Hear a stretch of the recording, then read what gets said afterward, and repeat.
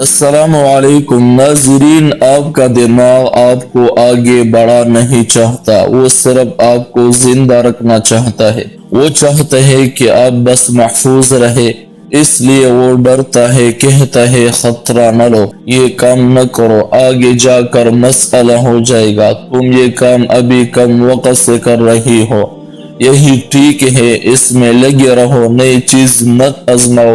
دماغ اکثر ایسا ہی کرتا ہے، لیکن آپ کو عام طریقے سے ہٹ کر سوچنا پڑتا ہے، اپنے آپ کو آرام کی جگہ سے نکالنا پڑتا ہے، کیونکہ دماغ صرف حفاظت چاہتا ہے، اسی طرح بنایا گیا ہے۔ ہوتا کیا ہے، دماغ کیا کرتا ہے، ایک طرف وہ مشکل وقت ہے جو آپ نے برداشت کیا، وہ پرچہ جو آپ نے پاس کیا، وہ مدد جو آپ نے کسی کی، وہ عزت جو آپ نے اپنے ماں باپ کو دی، اچھے نمبر لے کر شہر آئے، نئے مہارت سیکھی، اچھے درسگاہ میں داخلہ لیا، غصے پر قابو پایا، کوئی کام مکمل کیا، یہ سب آپ کی کامیابی ہے۔